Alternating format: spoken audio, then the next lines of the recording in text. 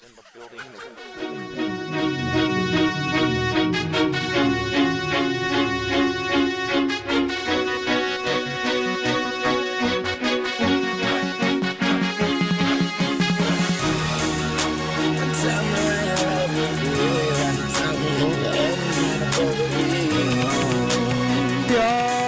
Back. Thank God. You are listening to WMXM 88.9 FM, broadcasting live from Lake Forest College in the beautiful Lake Forest, Illinois. Listen online at WMXM.org and call us at 847-735-6038. I'll say that again, 847-735-6038. If you have any questions or to make a request or a terrible comment. Thomas Quigley, welcome back. It is the new year. It's February. It's been a month since the new year. But it's good to be back. We are finally back. It's a Thursday night. I know everyone likes us on Wednesday nights, but for the time being, we're going to be on Thursday nights. There's a chance we might move back to Wednesday, but we're not going to get into that discussion yet. We're working out some details, but for now, we're on Thursday nights now, 9 to 10, for all you loyal listeners out there. Thomas, it's good to have you back. It's good to be back for DormRoom Sports, the new year. It really is. I'm excited. Yeah, we took quite a hiatus. Yes. And now we're back. You know, I was thinking about this earlier, where the last time we talked, the Bears had 3 games left. The Bears and Vikings had 3 games left in their seasons. They both are done. Thank God. The NFL playoffs are basically over at the Super Bowl Sunday for New England and Atlanta. National championship happened. The college football playoff happened. College basketball is now starting to take center stage. Yep. The Bulls are embarrassing themselves on a nightly basis.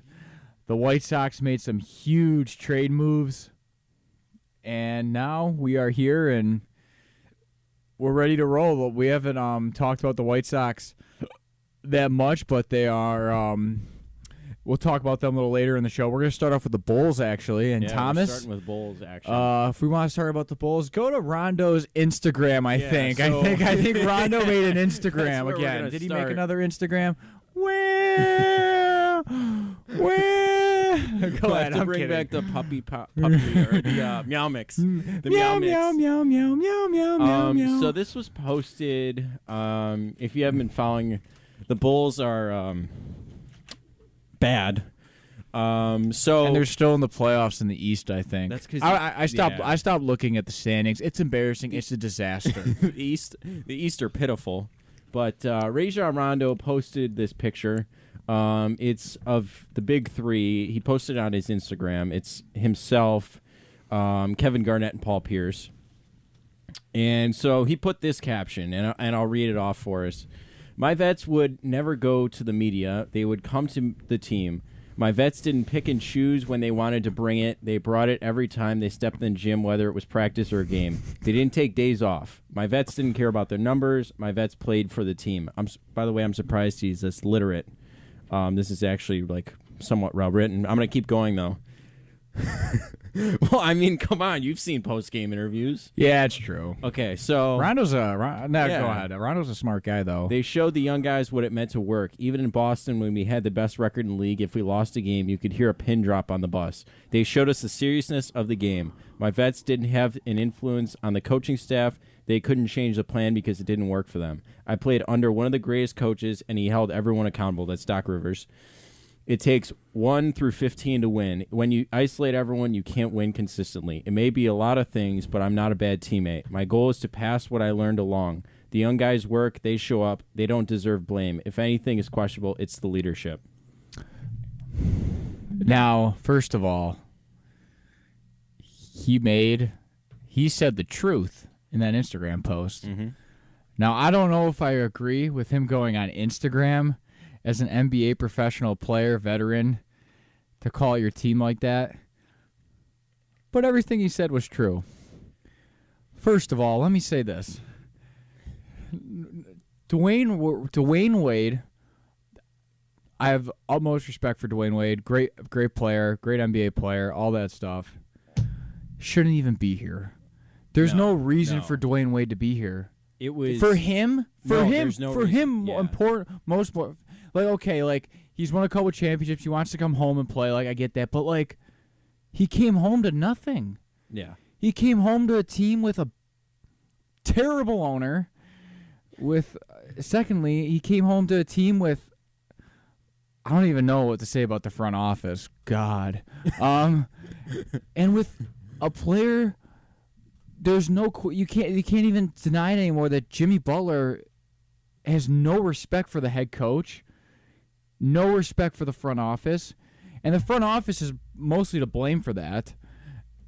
And then, I mean, they won last night. I mean, they're 500. I mean, they're a 500 team, which is bad in the East. A 500 team is bad in the East. If they were in the West, they'd be like 20 under. But Rondo shouldn't be here either.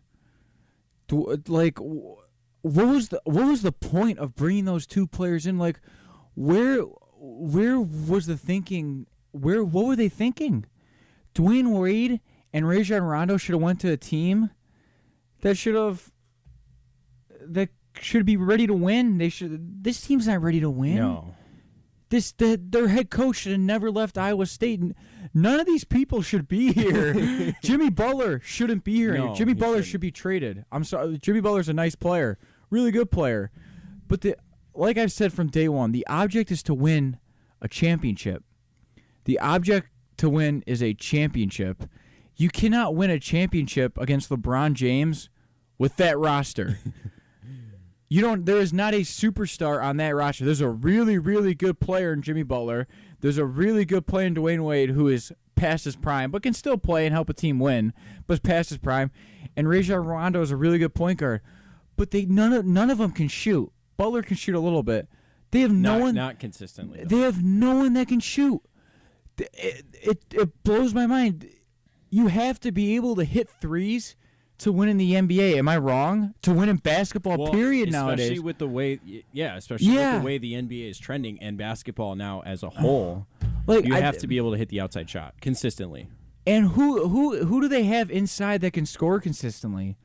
That Lopez? Do you see that? That's unbelievable. And then you got that, and then who else? That Taj is a glorified bench player. Portis, I don't know. Cristiano Felicio. Oh my God! And then Doug McDermott. You know they traded 2 draft picks to get Doug McDermott. He doesn't even play. When he does, he don't even do anything for it. It's unbelievable. They fired Thibodeau for God. What Thibodeau's a really good coach. Now, obviously, him and the front office did not like each other, but his players respected him for the most part. Yeah, I think. I thought it was with the minutes and all that stuff. It was really, really similar to Scott Skiles, to where it's everybody everybody who has coached for this organization besides this guy, Head Hoiberg. Okay, Fred Hoiberg. Head Hoiberg. Hoiberg. Every coach, Skiles, Del Negro. Oh God, I forgot about him. Yeah, they got in a fist fight. God. And now Thibodeau. They've all fought with management. What is going on? How can this be tolerated? This is that's okay. The people can hear out there. I know. What is going on? How can this be tolerated? This can't be tolerated anymore. From where something has to be done. This is a team that has a lot of money. Right. That's a team that should be in the Eastern Conference. To be 25-25 and not be able to compete with Cleveland is a joke to me. Just because they have, it's a joke to me. This whole issue kind of started with Rondo being benched. To be frank, yeah, he was being benched, and so the timing of his Instagram posts and his statements to the media make it appear as though he was just saying that because he was being benched, which that probably had a lot to do with it. A really well thought out Instagram post too, and he wrote, and I have no problem with him expressing himself. I don't know. I think that should have just been for the inside the locker room. I mean, you and I have played sports where you'd like to keep that stuff inside the locker room, but this stuff's going everywhere. Yeah, I mean Butler told. Do you see what Butler said to Hoiberg from the floor? He told him that. I can't say it on the air, but I can't, like, yeah, exactly. Like, who tells her, like, you don't tell your head coach that. At least that's what I mean, I thought you don't tell your head coach that, but these guys, like, I mean, honestly, I do feel bad for Dwayne. Stephen A. Smith said it perfectly, like, I asked Dwayne Wade, why are you coming to Chicago? And, like, I feel bad for Dwayne Wade. I don't want him to end his career like this. No. And Butler, he's got to leave. There's nothing left. It's not going to fit in with this. Him and the front office have no respect. He has no respect for the front office. The only guy in the NBA that you see do that to his head coach is LeBron James. Yeah. And everyone knows that Jimmy Butler is not. I know it sounds stupid to say, but Jimmy Butler's not LeBron James. Not even close. So not even close. An article came out from NBC Sports yesterday. Young Bulls rave about Rajon Rondo as a teammate. So when this whole Instagram thing came out and his public statements, basically the locker room picked sides. It was either you're going to side with Dwayne Wade and Jimmy Butler, and Wade came out and said something to the effect of, I have however many championships. It shouldn't mean this much to me. I shouldn't want to win more than younger guys who have nothing, basically. Right. And so this article basically just talks about, it's Casey Johnson from the Tribune, talks about how the younger guys on the team sided with Rondo, saying that this has got to be 1 through 15. It's got to be a team, and that was what we talked about from the beginning. Adding in these guys who have questionable, questionable isn't the word. Questionable egos, I guess you could say, and trying to put a winning product on the floor. I mean, what do you really expect? I'm telling you, this was a ploy to sell tickets. It has to be. It has to be. You just don't sign Rajon Rondo and Dwayne Wade for just we're gonna put them out there because and then we'll probably won't be competitive, and let's see what we can do, and we're gonna sell some tickets because Dwayne Wade's coming home, and that's great. But the goal is to win. This is not winning. This is bad. This is awful. This is an embarrassment. It is. It's an embarrassment, and I like I said, Rajon Rondo is a very good player, and a very outspoken point guard, which is great. I think that's great. I feel I don't know why he did this to him. Why would he come here? I think he was the beginning of because he's a very good teammate. Yeah. He is. He's a great teammate. He was kind of the beginning of Kentucky dominance. Yeah, with John Calipari. He's a good player. He started the trend, really. He sees the floor great. He's a great player. He can't shoot. He can't shoot. But he's not out there to shoot. Exactly. Why would you? Who is Rondo going to pass the ball to, besides Butler? Wade. Wade can't shoot either. No, and at the end of the day, and I'm not saying Wade can't score. I'm not saying that Butler and Wade are bad. Oh dear God, Butler's an outstanding talent of a player. Here's what if I were the Bulls and this was just me, I wouldn't have given him a max contract because right now you're not good enough. Butler's not a player to get you over the top. You need to get a superstar. You need to get someone who can it's really hard to find someone like LeBron James, but you need someone that is an absolute game changer. And Butler, this mix of players isn't working. You got to start from scratch, You got to rebuild the whole thing. And you can't rebuild it with Butler anymore. You have to trade him you have to get assets. And you can't have a max contract right now where they're at. They can't be paying that much money to people if they're not winning. So another article from Joe Crowley of the Sun-Times said Butler and other Bulls have had issues with spying that goes on in the locker room. He warned new players that if they didn't want Foreman to hear criticism, they shouldn't talk in front of certain assistant coaches such as Randy Brown. The belief is that Bulls love to gather as much ammunition as they can on players so they can win the news conference when the breakup comes, whether it's trade or free agency. They did it with Luol Deng, and they did it with Joakim Noah and Derrick Rose. That's how they operate. If this is true, they have to go. This can't happen.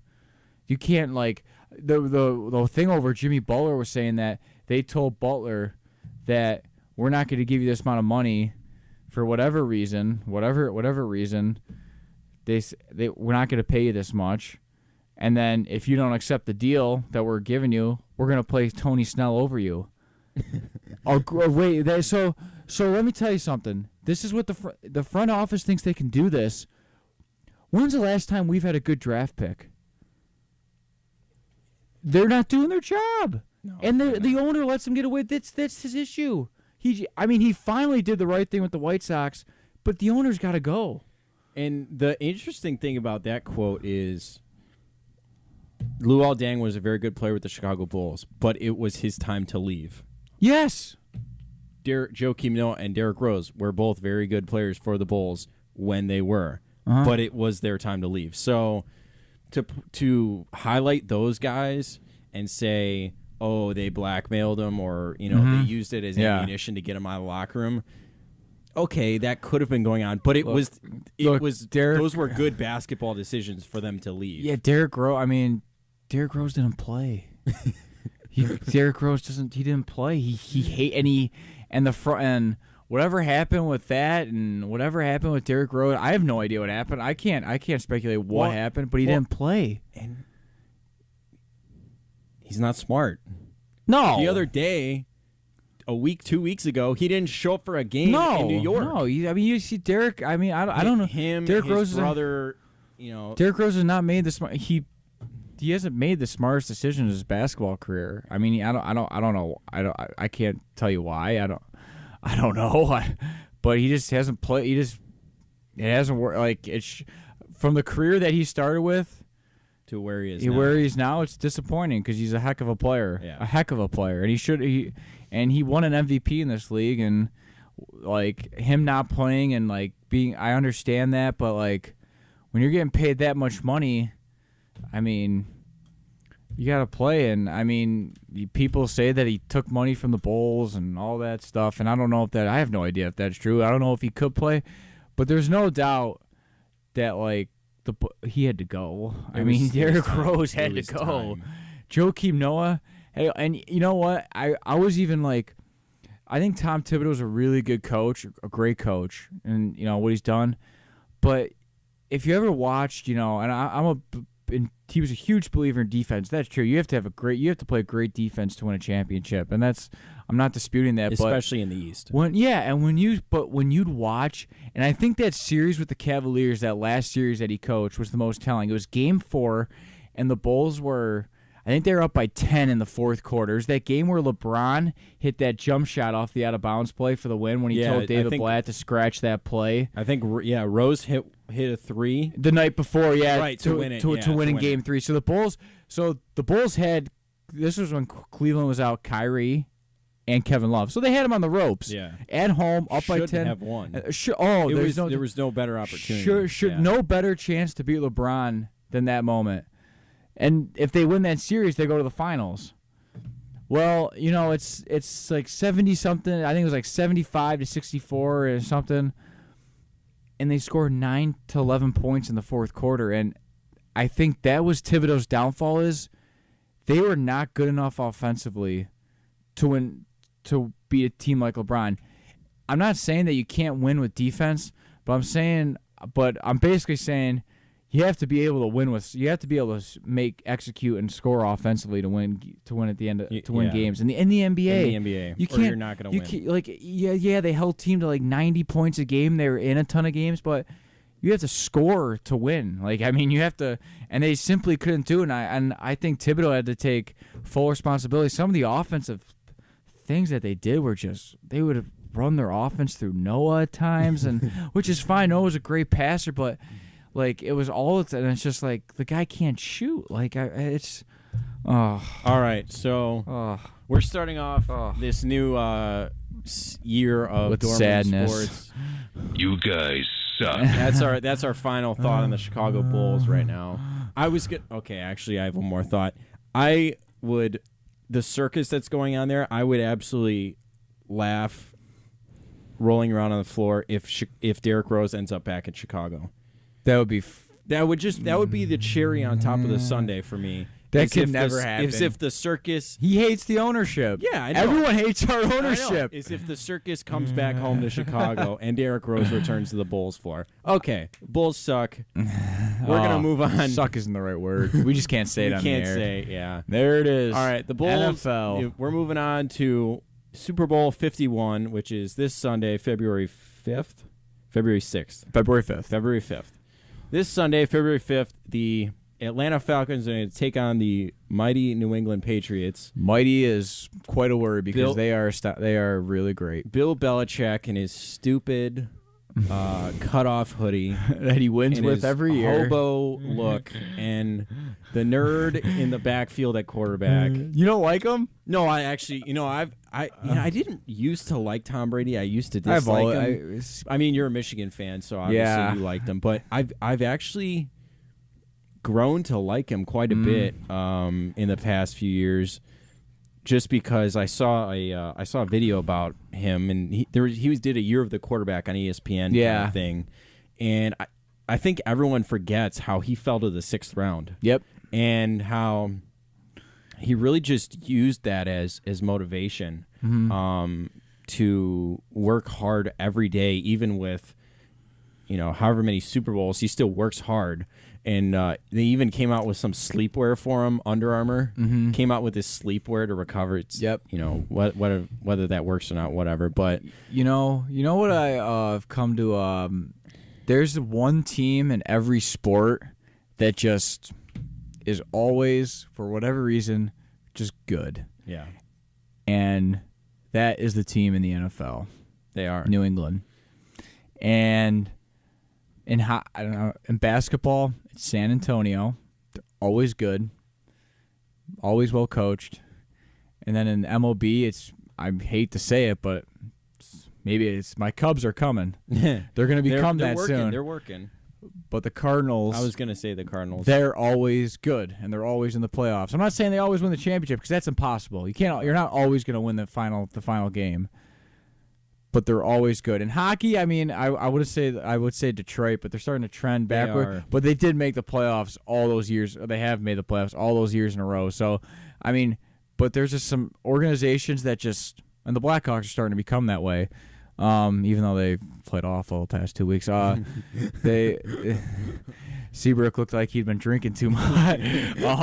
Just kidding. But like what you're saying, like, those guys they found Brady in 6th round, but those guys they win with on defense and the offensive line, they just throw them in there and they just do well, and they just pick up guys here and there, and they pick up Michael Floyd after he has a DUI, and then he's a nice receiver for them. Resurrects his career because Bill Belichick's a genius, and Tom Brady's a genius, and honestly, I'd give more credit to Brady because he's the one out there playing, but Belichick, I mean, Belichick's going to go down maybe as the greatest coach in sports history. You never know. Yeah.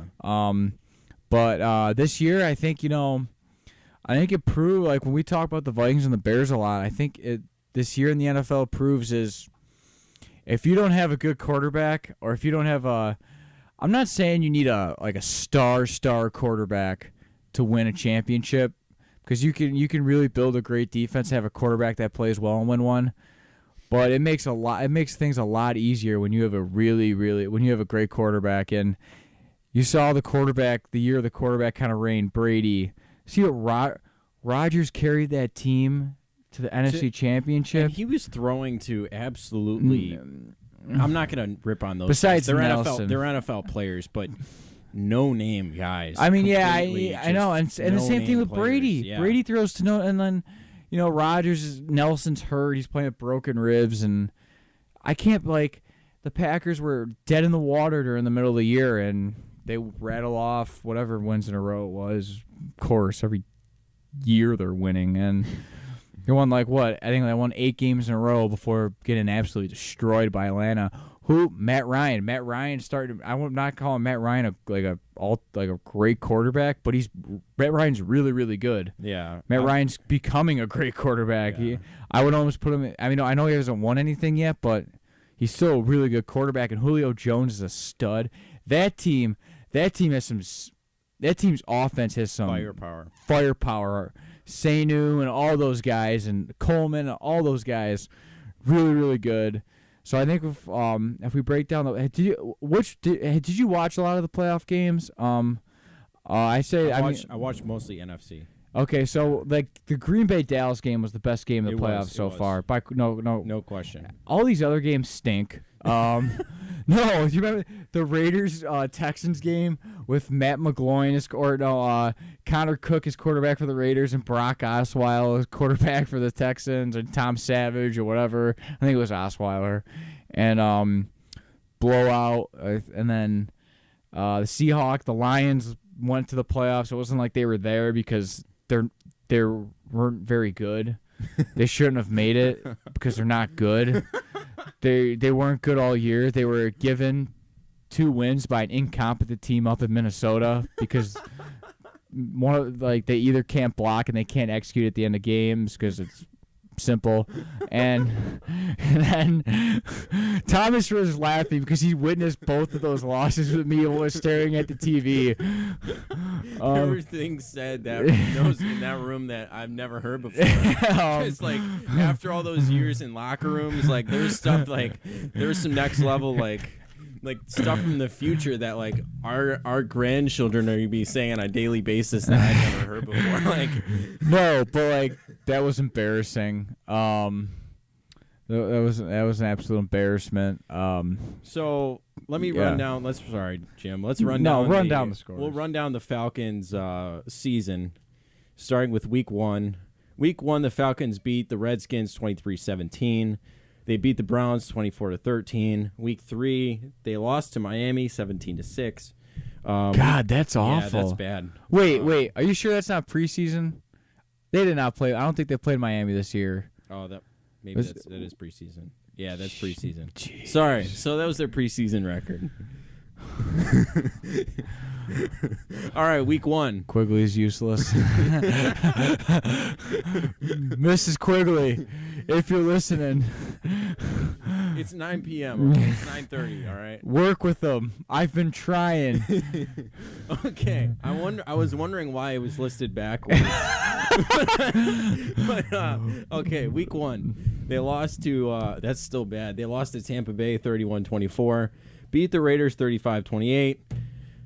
Beat the Saints 45-32.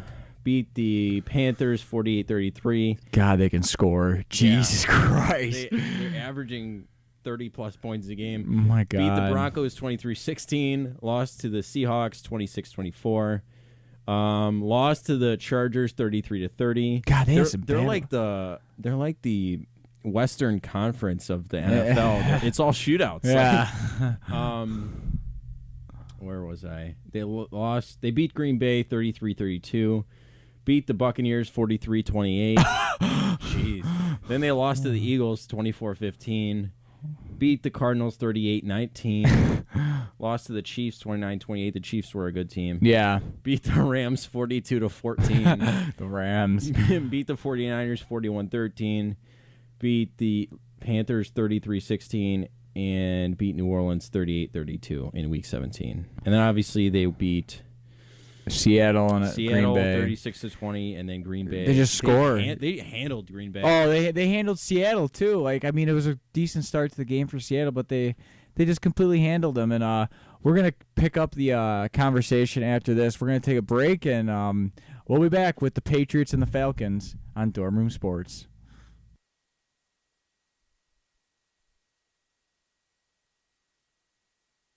Puppies or kittens are born in the U.S. Cute, right? Well, what's not cute is that half of all litters are accidents. And when a kitten has a litter of oopsies and a puppy has a litter of uh-ohs, pretty soon you have thousands and thousands of OMGs. And that leads to millions of pets being killed in shelters each year. But if 80% of people with pets say they believe in spaying and neutering, then what gives? Turns out that those sweet little fuzzballs can get pregnant sooner than you think. A lot sooner. But here's the good news. You can stop the accident before it happens. You just have to remember one number, 4, as in 4 months. When you bring home Maggie or Ruby or Puddles or Clyde, get them fixed at 4 months old. It can be old enough to get pregnant, and it's definitely young enough to make a difference. Prevent more. Fix at month 4. Visit fixat4.com for more information. Brought to you by Best Friends Animal Society.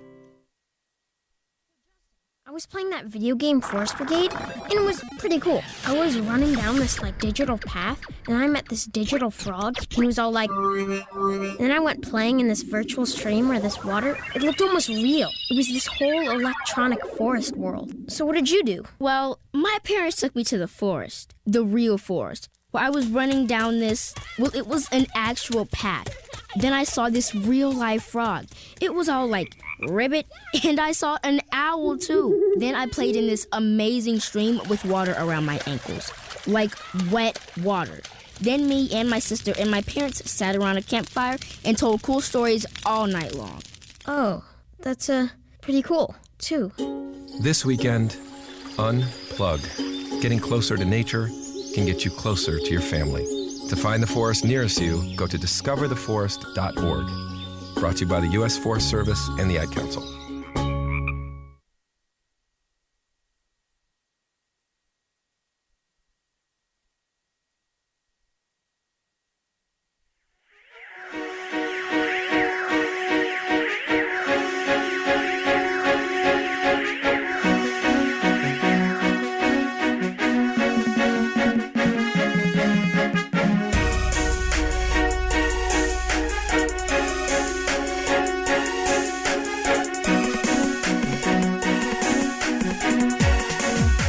We're back live on DormRoom Sports Podcast. You're listening to WMXM 88.9 FM, broadcasting live from Lake Forest College in Lake Forest, Illinois.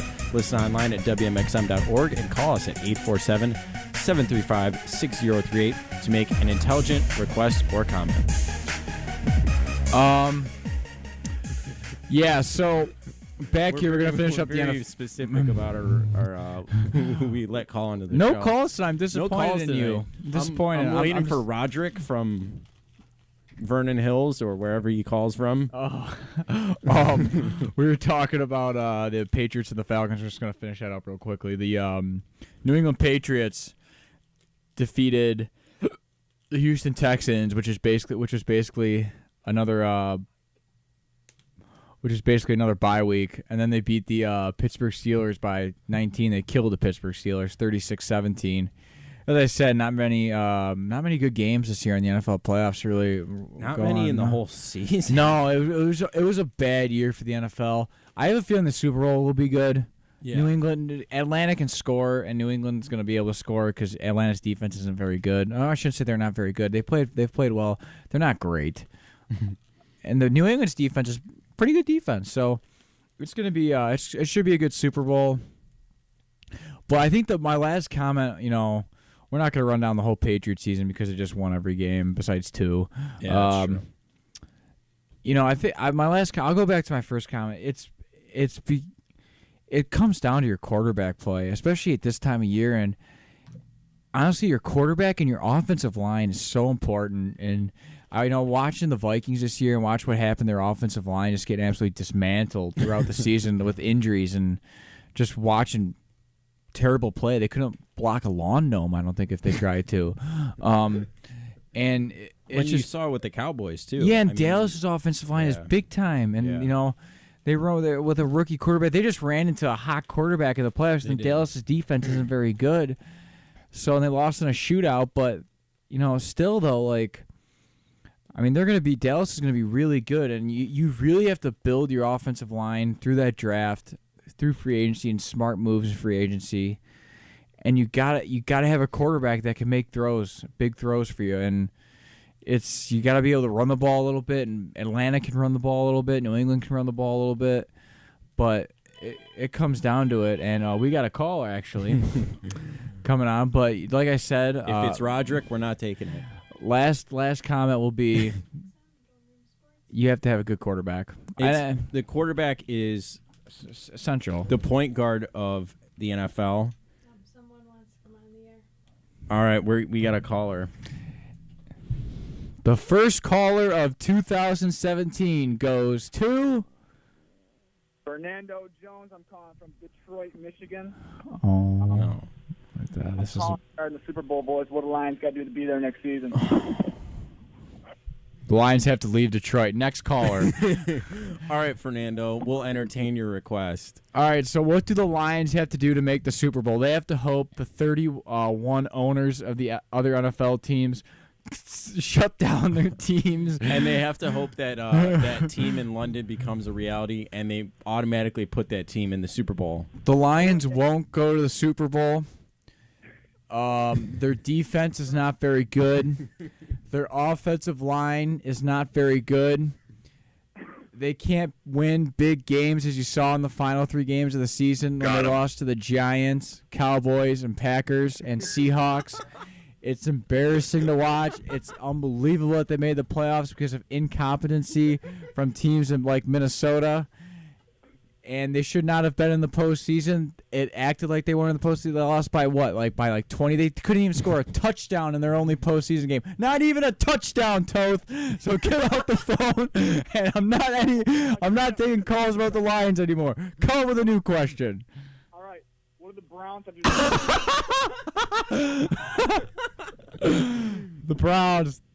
The Browns need to bring back Johnny Manziel. Yeah, and they need bring back Manziel. The Browns Hashtag bring back Manziel. And they need to bring back Jim Brown if the Browns want to have a shot at making the postseason this year.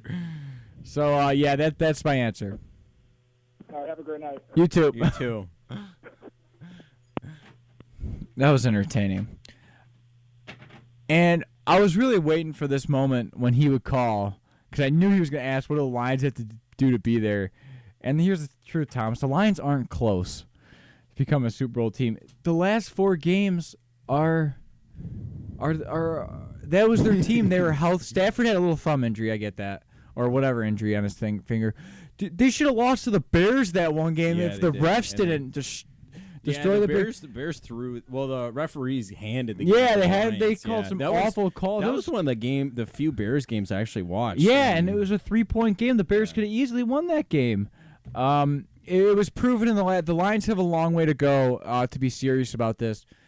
They lost to the Giants, couldn't score a touchdown.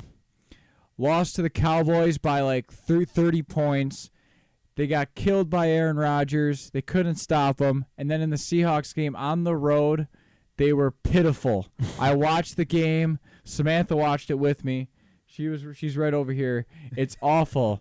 And if we look up at the window, the Lions stink. They're not going to the postseason. They're not going to the Super Bowl. And we're on to the Alabama game, which, Thomas, I know you want to talk about because Alabama lost to Clemson 35-31 in the national championship game. Well, they did. They lost. Out of the way. As an Alabama fan, I got an outward Alabama fan. Excuse me. They lost. I got numerous texts after the game ended. How'd your Vikings do? Mike Rufers entered the studio. I got numerous texts the night of the game after it ended. Many were profanity laced. Profanity laced texts from people that I call friends. But saying that Alabama is not good, blah, blah, blah. Well, number one recruiting class, as Mike just mentioned. You know, the game really came down to Alabama's inexperienced offense. Yeah, their quarterback didn't play very well. Deshaun Watson, for whatever reason, we saw it last national championship as well. Deshaun Watson, for whatever reason, has Alabama's number. Throughout the past few years, the Alabama's defense has gotten better at dealing with mobile quarterbacks. And it really started, they struggle with Johnny Manziel, Dak Prescott, but as time has gone on, they've gotten a lot better with handling them. For some reason, they still can't solve Deshaun Watson. He's a great player. He's a very good player. And what it came down to at the end of the game, was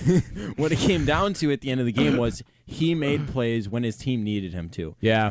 All the stuff with Lane Kiffin and Steve Sarkisian, you really didn't see it factor into the game. Nah, it really wasn't a big It really thing. was.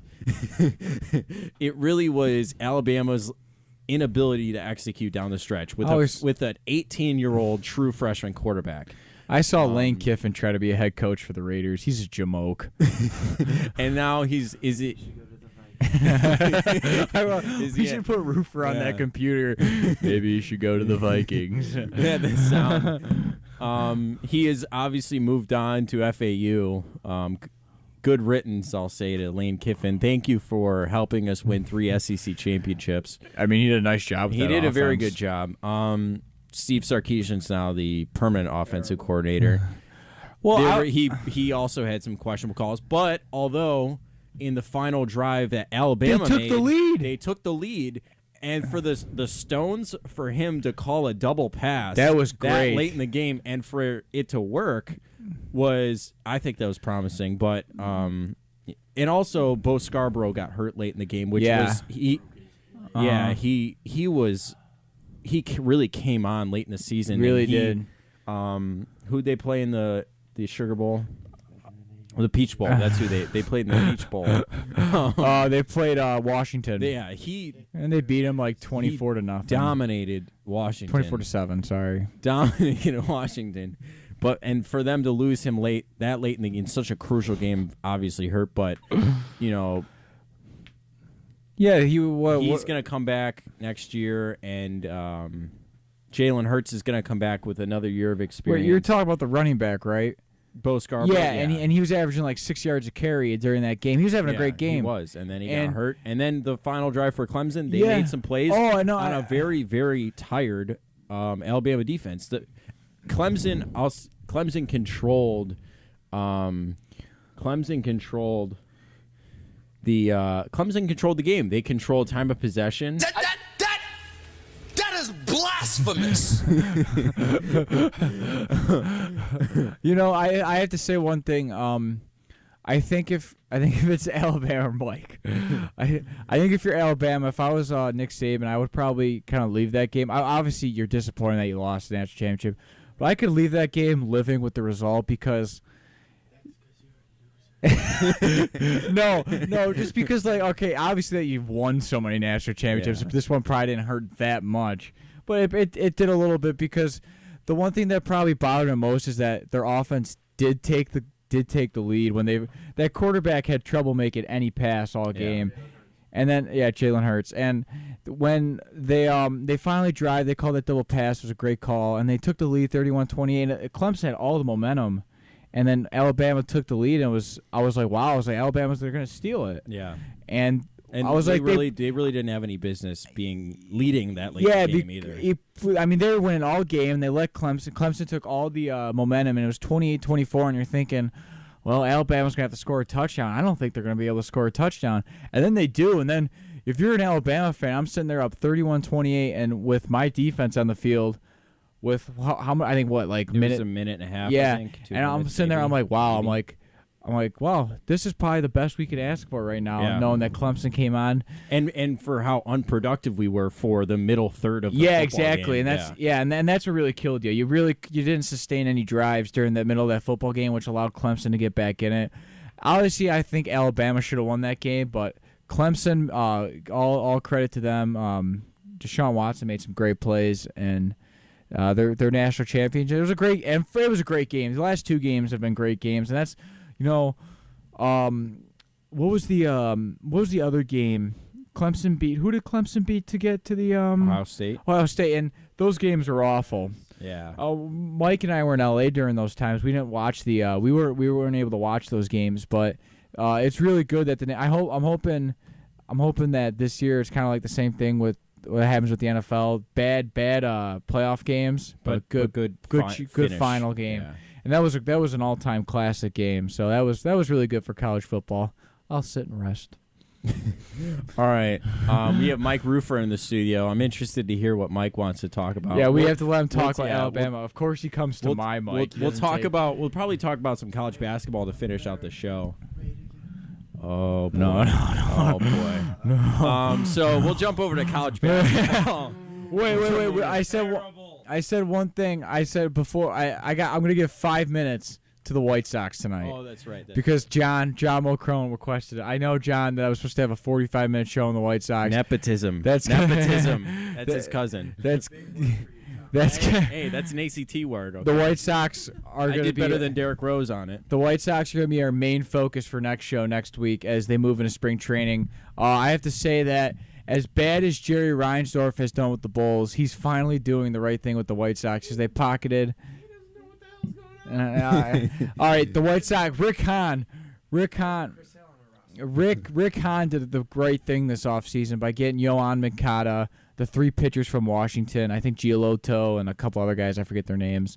And they got some really, really good young prospects coming up, especially in the Boston deal. That he's going to be a stud, I think. And it fills a need for him at second base when you and I were talking about their issues with wherever they play him, Mike. Wherever they put him, they need some more position players out there because they don't have enough. They don't have enough thump in their lineup, and I think a guy like Moncada can help. But they also. The pitching prospects they have are really interesting. You know, as we see now, as we move into the MLB a little bit for the next, as you look with like the Mets and what they've done with their pitching prospects, it's kind of hard to bank on young pitchers with all the injuries now that we see with pitching prospects. But I think these guys are. I really hope these guys work out for them, especially that Giolotto. He's a really good pitcher, Lucas Giolotto. And you see, so I just pulled up the projected starting lineup for. It's not good for this it's, year. It's not good. It's going to be a bad year for the White Sox. Well, and I'm very very happy. We talked about it. I'm very very happy that he finally made the move and decided to blow it up. Yes, and possibly be they're most likely not going to be good, but deal with the fact that they're not going to be good while building. So the projected opening day lineup is Charlie Tilson, Yoan Moncada, Melky Cabrera, Jose Abreu, Todd Frazier, Brett Laurie, Avisail Garcia, Omar Narvaez, and Tim Anderson at the 9 spot.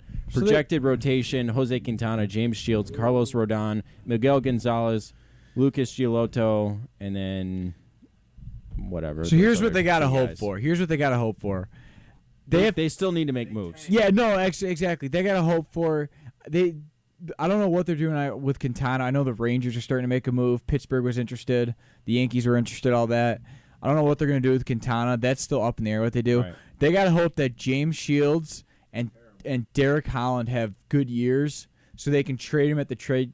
They can flip him at the trade deadline for more talent, and then they bring those young pitchers up. They got one from Boston, and they got one that Giolotto, as you can see, he's going to pitch at some point this year. And same with one of the other prospects they got from Washington. Those guys are going to pitch, and you really want to see Carlos Rodon take a step forward this year because he had a really good end of the last season. 3.91 ERA is not bad at all in the American League. So if he has a good year with Quintana, and if they keep Quintana, and then they start grooming that pitching staff, and then they start fill out those position players more, they're going to be a good team soon. And that's really where it all has to start, is the pitching staff. Exactly. And for a few years, their starters were fine, but their bullpen was very, very poor. They got to get rid of that Robertson. Oh, I've been saying that since they picked him up. Yeah, time to get rid of D-Rob. He's just not good. There's no other way to put it. He's not good. If you want a guy to close games for you, get somebody else. It's not him. Get a Aroldis Chapman. No, but there's really no reason if you don't think you're going to win this year. There's no reason to have a closer. No, you can try to find someone within to close. Your projected bullpen is looking at David Robertson, Nate Jones, Chris Beck, Dan Jennings. Oh man, it gets worse. Tommy Conley, Anthony Renato, Michael Yona. They picked him up, right? Yeah.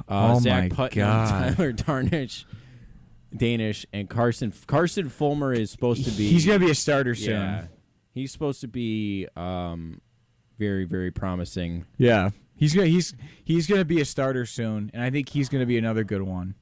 So I think the future looks much brighter than it did before the last time we talked. Much brighter. Yeah. So they got some good stuff. If they want to get rid of Quintana, they can get some position players. I don't know if Mike agrees, but I think the White Sox are going to be good soon. Except they got to change that horrible name to their stadium, Guaranteed Rate. And I think the down arrow.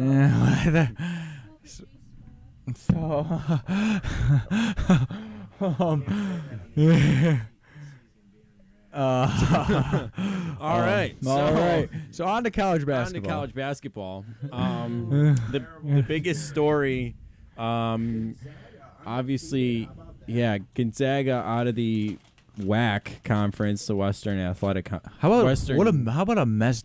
How big of a mess Duke is? Duke is probably in the worst position they've been in.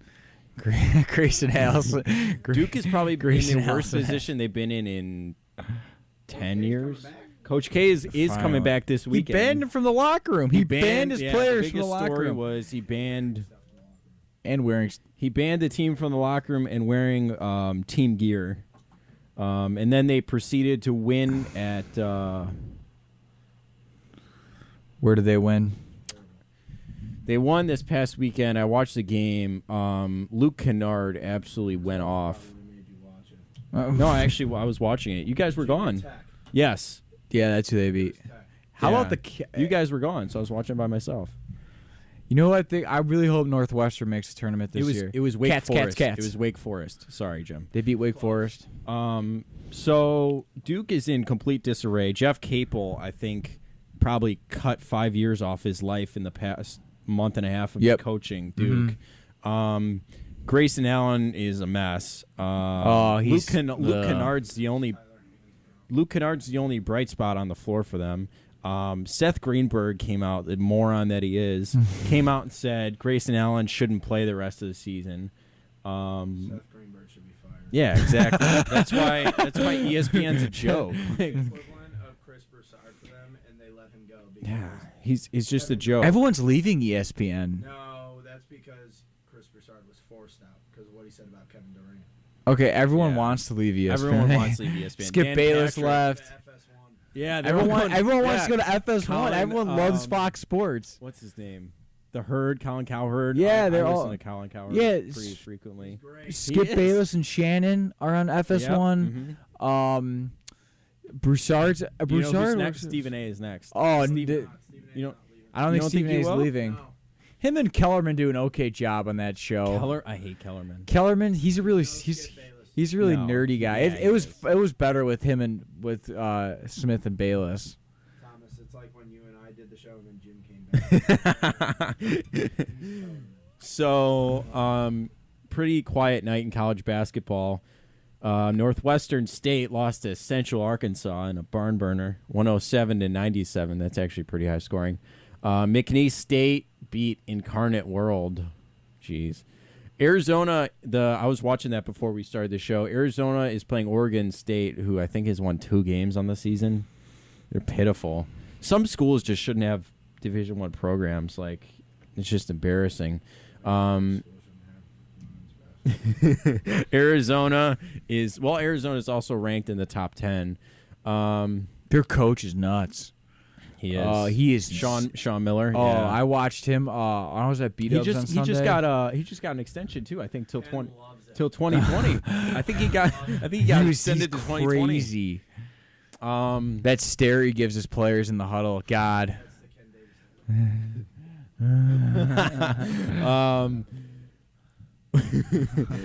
Cal is playing Utah. They're in the second half. Cal's up 1. Boo. That's pretty much it for tonight. Last night, Michigan stinks again. And Michigan State isn't very good either. It's been a down year for Michigan State athletics. Has it been a down year for everybody this year? Is everyone having a bad year? Yeah, I guess so. I mean, and yeah, they're not very good. Tom Crean, I don't think Tom Crean is in jeopardy. You don't think he is? I don't think so. I couldn't tell you. I think I mean, Mike. He's got till the end of the year to turn it around. I'm not saying they need to be a top 10 team again at the end of the year, but if they keep going down the road they're on, I think he's done at the end of the year. Really? Yeah. I don't think they probably have to win, most likely, the Big Ten tournament to get a bid to the NCAA tournament. You said Northwestern. Cats. I want to see the cat. I want to see the Cats make the tournament. I know. First time in school history, Northwestern they're most likely one of the front runners. Did you see this story about ESPN coming out with their projected round of 64 bracket. I didn't like see 2 that. weeks prior to the season. It's a joke. Oh It's my God. they're just nothing's right. No, well, I mean, it hasn't come out yet, but You like, can't it's predict point- that. Exactly, Yeah, you can't it's predict pointless, that stuff. especially with the way it's just like they have a college football playoff show every week throughout the entire football season, and then the next weekend number one loses, and you have a new number one. Especially for like college sports is so unpredictable. You don't ever know. Especially Like lately. Yeah, I mean they're the same age as us. Like sometimes they just mess. You know, Yeah. sometimes they just don't have good years. And I Sometimes they mean, have great years. The way that things have jumped around in college basketball standings so far this season, we see Gonzaga is at number one. Yeah, I mean, the you never only know. undefeated left, I believe. I mean, did we think Duke? And they play in the WAC. Did we think Duke would have this disastrous of a season with the kids they brought in? No. I mean, they started the season with Tatum. with all those Giles, injuries and that. and whoever their other big three was on the hurt. Grayson Allen, a disaster. He was a one-man train wreck. I did watch their last game against Wake Forest, but it's brutal to watch because everyone, well, it was Wake Forest, but also everyone, the only thing anyone cares about is what's Grayson Allen going to do next. Anytime he gets into any kind of physical altercation, It's so bad. the benches want to clear. And I'm just like, this is just too much. Like, Before we go, I just want to give everyone a scoring update. The Blackhawks are leading the Coyotes 4-3. They were up 4-1, and they gave up 2 goals to the Coyotes, who are awful. The Hawks aren't looking very good. And, they do this every year. They have, like, a bad February. February, bad March aren't their stretch. months. Then they make the playoffs. That they're in the playoff hunt. It's like, oh, I guess we'll turn it on. And then they'll either. But see, the thing in the West is that, I mean, they've won 3 cups, so I don't mess with their magic. But the thing is, what if they ran into a really good team in the Blues last year? Not to get off on the subject here, but I mean, what if you don't want that to happen again? I mean, they won't run. The Blues lost. The Blues fired Hitchcock. I know he's at the Cracker Barrel right now. Hitchcock's at that Cracker Barrel. My friend Eric Dansart's at the game tonight. And Eric, hey, Cracker Barrel is really good. Oh, I know, and yeah.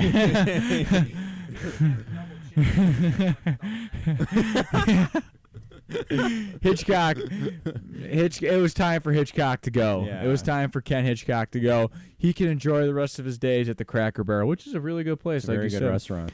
Yeah, Eric, my friend Eric texted me. He's at the Blues game tonight, and he took a picture of the bench. He said, "Where's Hitchcock?" And I texted him back, "At the Cracker Barrel." There's no doubt. But I guess I mean, the thing about college basketball is, though, I think, with the down year that it's probably had, you could say it's a down year. Let's say it's a down year. The tournament can always save it, though, because there's there's just going to be some classic games where you can't count on it, like for the NFL and the NBA. Like sometimes it's hard to count on that. In the tournament, though, there are always some classic games, because I think with all the a lot of the Division I teams, with all their kids leaving after 1 year and all that stuff, we don't have enough time to talk about that, but that. I think that rule needs to be changed. Yeah. I think they either need to allow high schoolers to go straight to the NBA, they might or make the requirement more than 1 year. Yeah. Next College show, football is 3 years. Next show, we're going to talk about a lot about the White Sox and the Cubs. But next time, we should talk about AAU basketball a little bit when we watch that documentary. That'd be good. We're not going to talk. We might not say that. We'll stay positive about it, but it definitely has had a very negative impact on the state of basketball as it sits right now. We saw a documentary. We'll talk about it. Yeah, we'll talk about it. But thanks everyone for joining us tonight. This was the first show of 2017. Thanks to Michael and Samantha for stopping in the studio tonight. We got some Kevin. I think Kevin Kupiak's up next, if I saw it on the schedule right. Good guy. So listen up from 10 to 12, and we'll be back next week. Thursday, maybe Wednesday. I don't know. We'll tweet it out. Follow us on Twitter. We'll tweet it out. Subscribe to our YouTube page to stay up to date with our latest podcast. Figure it out, Rachel.